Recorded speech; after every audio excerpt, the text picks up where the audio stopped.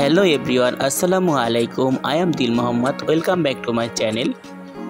সুপ্রিয় সপ্তম শ্রেণীর শিক্ষার্থীরা, তোমাদেরকে জানাই আমার ইউটিউব চ্যানেলের পক্ষ থেকে অসংখ্য অভিনন্দন। যারা চ্যানেলটি সাবস্ক্রাইব করেছেন তাদেরকে জানাই ধন্যবাদ, আর যারা চ্যানেলটি সাবস্ক্রাইব করেননি তাদেরকে সাবস্ক্রাইব করে পাশে থাকার অনুরোধ রইল। আজকে আমরা দেখব 2024 সালের ষান্মাসিক সামষ্টিক মূল্যায়ন এর সপ্তম শ্রেণীর ইসলাম শিক্ষার প্রশ্ন এবং এর উত্তর। তো এখানে 100% সঠিক উত্তর দেওয়ার চেষ্টা করা হয়েছে। তোমরা এখান থেকে খুব সহজেই উত্তরগুলো দেখে লিখে নিতে পারো। তো চলুন আর দেরি না করে আমরা শুরু করি।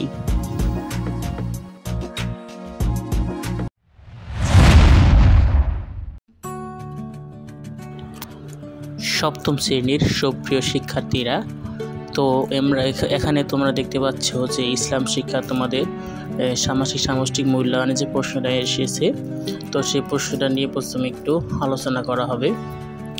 তো এখানে কাজ 1, ইসলামী উৎসের কথা বলি, অর্থাৎ ইসলামী বিভিন্ন উৎস থেকে পাওয়া তথ্য এবং তোমার অভিজ্ঞতার আলোকে ধর্মীয় সামাজিক উৎসব অনুষ্ঠানগুলোর নাম লিখতে হবে।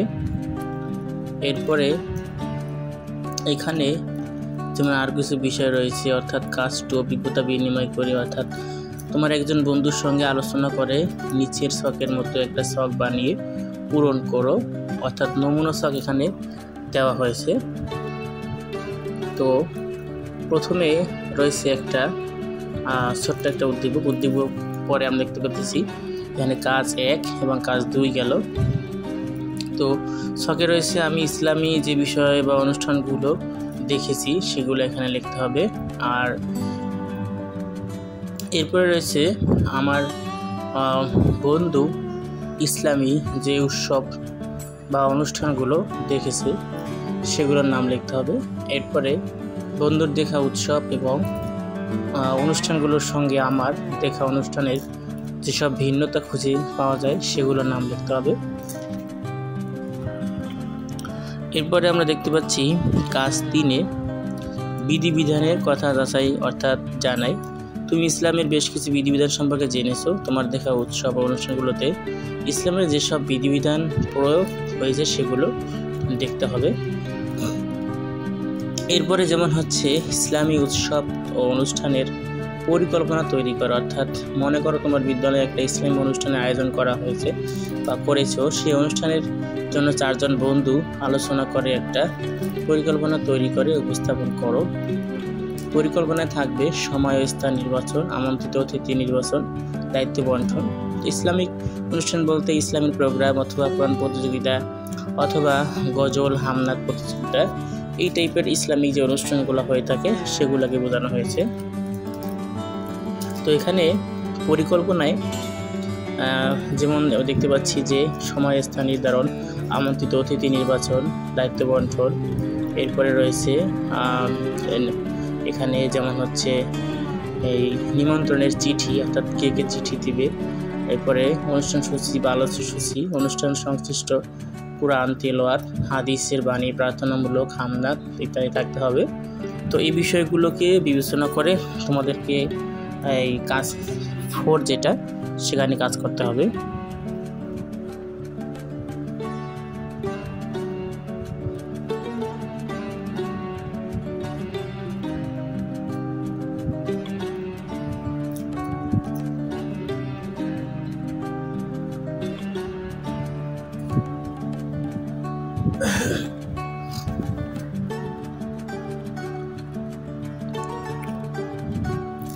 তোমাদের ষান্মাসিক সামষ্টিক মূল্যায়নের যে প্রশ্ন বা নির্দেশিকা দেওয়া হয়েছে এটা 5 ঘন্টা ব্যাপী করতে হবে এবং এখানে মাঝখানে 2টা বিরতি হবে আধা ঘন্টা করে। তো এরপরে আমরা দেখতে পাচ্ছি যে এখানে তোমাদের প্রথমে যে বিষয়টা ছিল, অর্থাৎ এখানে কাজ 1, ইসলামী উৎসের কথা বলি, অভিজ্ঞতা বিনিময় করি, তো আমরা আগেই দেখলাম। তো এরপরে আমরা কাজ 4-এ চলে যাব। তো সামষ্টিক মূল্যায়ন হচ্ছে 6 মাস পরে যে মূল্যায়নটা হয়ে থাকে। তো এখানে এই সামষ্টিক মূল্যায়নের তোমাদের ইসলাম শিক্ষা সপ্তম শ্রেণী ইসলাম শিক্ষা যে বিষয়টা অর্থাৎ যে শিক্ষক নির্দেশিকা বা শিক্ষার্থী নির্দেশিকা রয়েছে সেটা আসলে প্রশ্ন বলা যায় না, এটা আসলে শিক্ষক নির্দেশিকা। তো কাজ 1-এর যে উত্তর সেগুলো আমরা অলরেডি এখন দেখতে পাবো। যেমন এখানে কাজ 1-এর উত্তর রয়েছে ইসলামী উৎসের কথা বলি। কয়েকটা ধর্মীয় উৎসবের নাম নিচে দেওয়া হলো, যেমন হচ্ছে ঈদুল ফিতর, ঈদুল আজহা, ঈদে মিলাদুন্নবী, রোজা, হজ, মেরাজ, শবে কদর, মাহফিল ইত্যাদি ইত্যাদি হচ্ছে ইসলামী ধর্মীয় উৎসবগুলো। সামাজিক উৎসবগুলোর মধ্যেও যেমন এখানে সামাজিক উৎসবগুলোর নামও লিখতে হবে। তো এখানে আমরা সামাজিক উৎসবগুলোর মধ্যে দেখতে পাচ্ছি বিবাহ, নবান্ন উৎসব, আকিকা, কোরআন খতম, হালখাতা, বৈশাখ এবং খতনা। তো এগুলো হচ্ছে ইসলামিক সামাজিক উৎসবগুলো।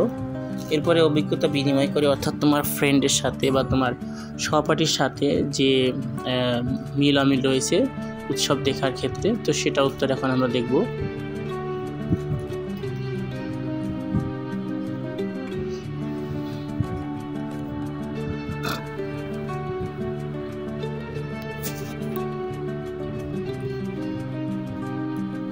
এখানে যে ছকটি রয়েছে এই ছকের মতো ছক করে তারপরে এটা পূরণ করতে হবে। যেমন কাজ 2 অভিজ্ঞতা বিনিময় ক্ষেত্রে আমরা দেখতে পাচ্ছি যে আমি ইসলামী যে উৎসবগুলো দেখেছি সেগুলোর নাম এখানে আমরা লিখব।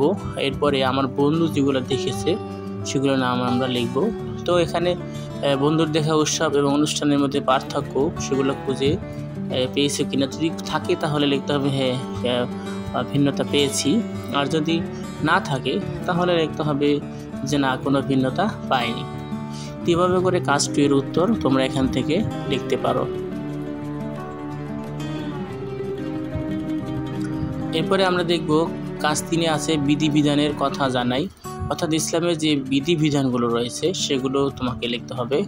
তো দেখা যাক এখানে কাজ 3-তে আমরা আসলে কি কি উত্তর পেয়ে থাকি। কাজ 3-তে রয়েছে যেমন হচ্ছে বিধিবিধানের কথা, যেমন পবিত্র রমজান মাসের শেষ দশকের বিজোড় সমূহ থেকে শবে কদর অনুষ্ঠানের কথা কোরআনে বলা হয়েছে এবং এটি হাজার মাসের শ্রেষ্ঠ বা শ্রেষ্ঠ রাত। তো শবে কদর পালন সম্পর্কে এখানে বলা হয়েছে এবং হচ্ছে আনন্দ উল্লাস বা কুসংস্কার থেকে আমাদের বিরত থাকতে হবে। তো এই ছিল হচ্ছে কাজ 3 বিধিবিধানের কথা জানাই। এখানে চাইলে তোমরা আরও নিজের জ্ঞান থেকে বা নিজের যদি কোনো হেল্প থাকে সেখান থেকে তোমরা আরও লিখতে পারো। আমি এখানে জাস্ট একটা নমুনা প্রশ্ন উত্তর দেখাচ্ছি, তোমরা আরও নিজের জ্ঞান খাটিয়ে কম বেশি লিখতে পারবে।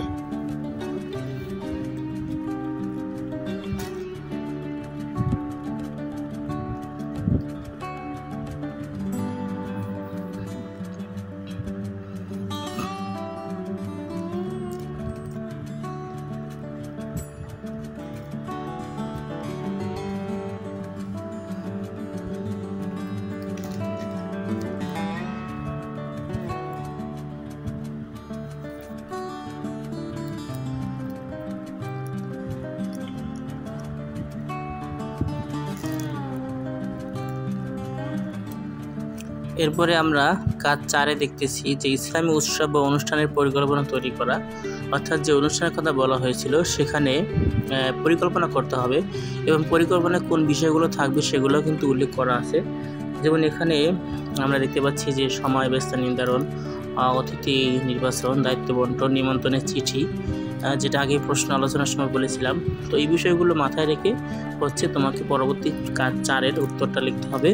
তো দেখি আমরা কাজ 4-এ আসলে কী কী উত্তর লেখা যেতে পারে।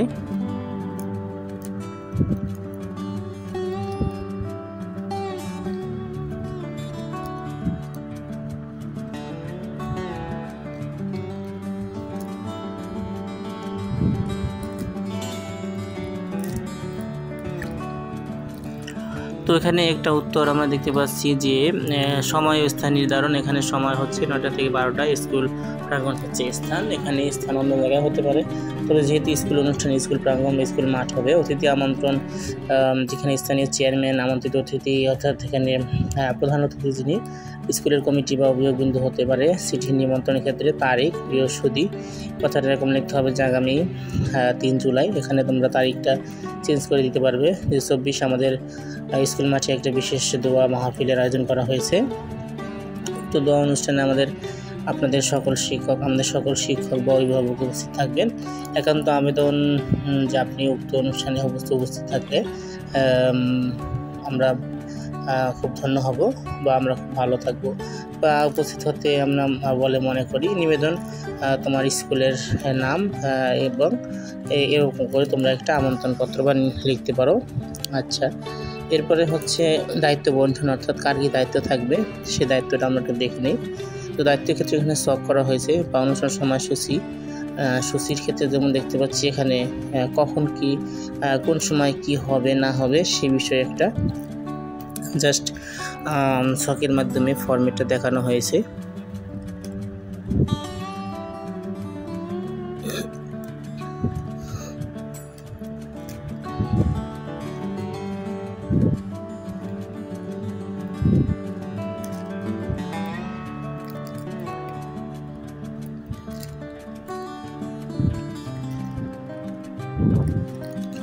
তো সূচিতে আমরা দেখতে পাচ্ছি যেমন 9টা কোরআন ধরার দ্বারা অনুষ্ঠান শুরু হবে। অভিভাবকদের প্রশ্নের উত্তর, অভিভাবকদের প্রধান শিক্ষকের ভাষণ, অতিথির বক্তব্য, মনোনাদ এবং আনন্দ মিষ্টান্ন বিতরণ। এখানে চাইলে অন্য কিছু আরও অ্যাড করা যেতে পারে, যে কোনো নাশিদা, হামতাত উপস্থাপন অথবা ইসলামী নাটিকা প্রদর্শন বা হচ্ছে কবিতা আবৃত্তি, এরকম করে ইসলামিক যে অনুষ্ঠানগুলো আছে এটা লিখতে পারে। এবং শেষে হচ্ছে একটা টাইম অ্যাড করে যে 12টার সময় হচ্ছে তোমাদের অনুষ্ঠান শেষ বা হচ্ছে 1টার দিকে বিরতি, অথবা 3টার সময় আরও কোনো কিছু যদি ইভেন্ট থাকে তো সেভাবে করে সময়ের সাপেক্ষে অনুষ্ঠান সূচি নিজের মতো করে দিতে পারেন। এখানে জাস্ট একটা মডেল দেখানো হয়েছে। তো আশা করি আপনারা ভালো থাকবেন, সুস্থ থাকবেন, এই কামনায় আল্লাহ হাফেজ।